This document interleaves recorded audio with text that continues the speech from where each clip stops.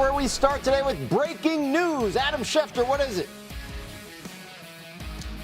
Dan, Will Anderson is now the highest paid non-quarterback in NFL history, reaching agreement today on a 3-year, $150 million extension that raises the bar for all non-quarterbacks across the league. Anderson is somebody that the Texans obviously prioritized in keeping. They already had picked up his 5th-year option. He's 24, will turn 25 this September, and the Houston Texans have locked him in for 3 additional years, meaning he's contractually tied to Houston for the next 5 years. One of the most underrated players in all of football, but no longer paid like one. The highest paid non-quarterback in NFL history is now Will Anderson. Mina, when we last saw Will Anderson on a football field, he was dominating the New England Patriots in what turned out to be a playoff loss for Houston. Highest paid non-quarterback in the league. What is it that makes him good enough to be that?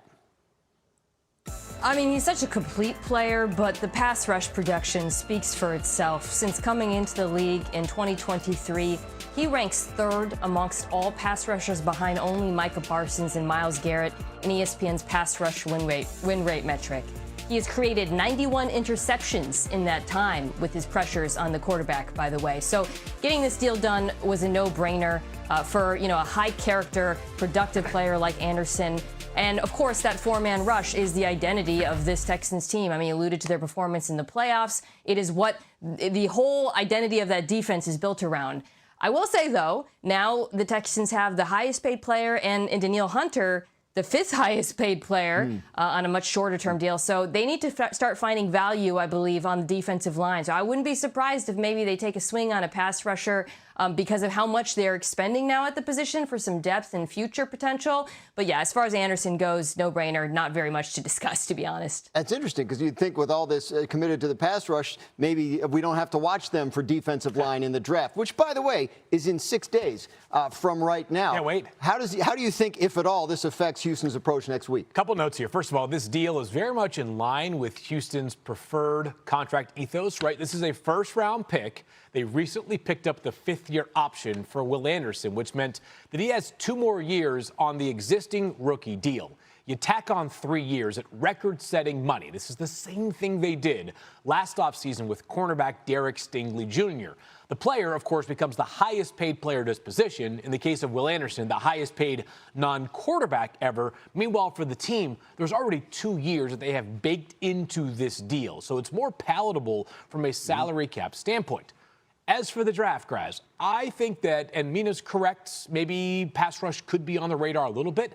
I think it underscores just sort of a bigger picture point for Houston. This is a problem. It's a good problem that other teams around the NFL have recently faced. The Seahawks may be facing it right now. I think the Lions have faced this past year or so. You got a lot of good players. You better absolutely nail the NFL draft because the difference between sustaining that success and potentially having a regression like the Lions had this past year is if you don't nail the draft, the margin just becomes so much thinner for your roster depth and roster attrition. So every team got to nail the draft. Feels especially important for a Houston team because of how well they have drafted up to this point.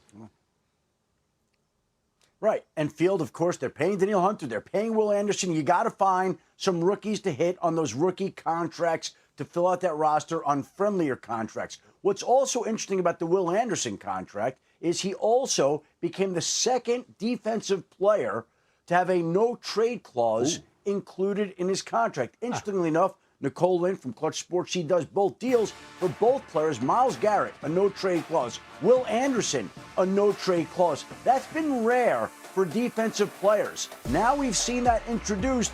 The chances are over time when there's a defensive player who's a superstar, who has leverage, he may want that no-trade clause that we've now seen introduced into a couple of defensive players' contracts. So Will Anderson, Myles Garrett may be paying it forward a little bit for some big-time defensive players who will get big-time contracts in the future. Let's get to some more top stories around the NFL today with our... This year on SportsCenter, sources tell our Adam Schefter the Texans are signing defensive end Will Anderson to a 3-year, $150 million extension that makes him the highest-paid non-quarterback in NFL history. The deal includes $134 million guaranteed and no trade clause. The 24-year-old finished his third season as the runner-up to Myles Garrett for Defensive Player of the Year. Now, as mentioned, Anderson will now lead all non-quarterbacks in average salary per year. He will make over $3 million in a year, more than the Packers defensive end Micah Parsons. The top three players on the list are now pass rushers, with Seahawks Jackson Smith and Jigba the top offensive player after his recent extension. Speaking of money in the bank, in 2020, Gibbs got some good seats in Vegas, and Lions running back Jahmyr Gibbs back with us, having just touched down in Vegas. Massive wrestling fan.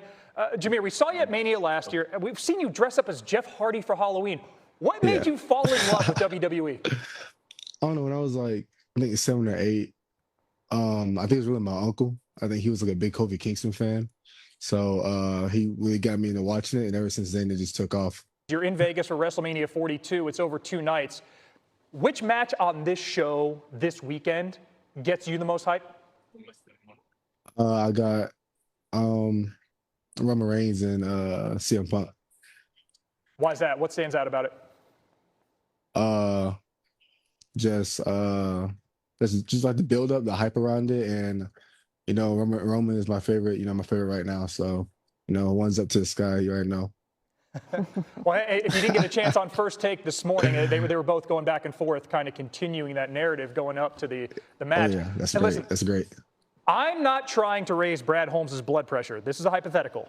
But if you could join forces with anybody at this WrestleMania this weekend, whether in the corner or hell in the ring, who are you teaming up with?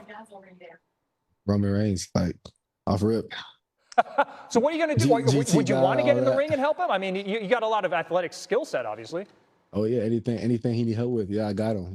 GT guy. He played with my position coach when back there at Tech too. So pretty cool. Yeah, people see you as an Alabama alumnus, but you spent your first couple of years at Georgia Tech before transferring to Tuscaloosa. And while we're talking I claim both. Yeah. Tag teams, right? Yeah, I got to bring it up. Sonic and Knuckles separated. You and David Montgomery had the most games by any running back duo in which both guys scored a touchdown in NFL history. We saw your Instagram story with the misty-eyed Sonic and Knuckles when he was traded to Houston. How different has this part of your offseason been with him no longer on the same team as you? Yeah, I mean, it wasn't so off season, like we've been together. I think I've seen like 3 times. So I mean, usually I don't really see him. I probably see him once or twice during the off season. So I mean, it's pretty much the same. It's really gonna hit when we go back to like OTAs and all that. So we're gonna see. Well, again, it's not like the cupboard's barren. Maybe Isaiah Pacheco can be tails if we had Sonic and Knuckles. He signed with the Lions last month. When OTAs start and you got a new running mate in your backfield, how do you build that immediate chemistry needed in what projects to be another very tough year in the NFC North? Well, I mean, I don't know because it's my first time. So I mean, I've been with Demo ever since I got there. I've seen he's pretty much of a outgoing guy. He's not like how I am. So I was quiet and like being to myself and stuff. The position group, like I said, like we got close and all that. So it really brought it out of me. To be naturally who I am. I think Isaiah's not like that. I think he talks and like he's gonna be energetic and all that. From what I've seen. So it's gonna be fun. It's gonna be cool. Hey, while we're talking about the Lions, Dan Campbell, it seems like if he needed to, he could hold his own on a microphone in that squared circle. Yeah, big old Texan. Oh yeah. You see a side of him that we don't. How would he fit as a pro wrestler? He'd be great. I got Kane 2002 vibes.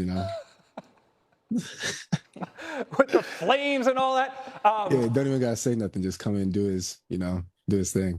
Yeah, but when he has to say something, he can, right? And that's a huge part of this. Oh yeah, for sure. I give that. I think it's my skills would be. Let's see. Give somebody, I guess, like Triple H DX, like something like that. Like, see now you're talking my era. We could go all day about this, but you got a busy schedule. You just touched down in Vegas. Before we let you go, your new tattoo. It's gotten a lot of buzz on social media. This is a full back canvas. What was the process like of both planning it and actually getting it on your body? Yeah, so at first I had something else in mind. I still had my last name as Sonic at the top, but I had something else other than, the cross and, the portraits. then like the last day or the 2 days before, I was like, wait, scratch it. Like I want something else, and I just like picked that up and then just ran with that. How long were you in the chair to get all that done? Like 10 hours, 10 or 11. Ah, bless. Well, Yeah. hey, we are just over 24 hours from Wrestlemania. Jahmyr Gibbs, we appreciate you taking some of your time from your offseason to join us. And one more message for Brad Holmes. If he gets in the ring, it wasn't me. It was all Roman Reigns and CM Punk. Jahmyr, enjoy Mania, man.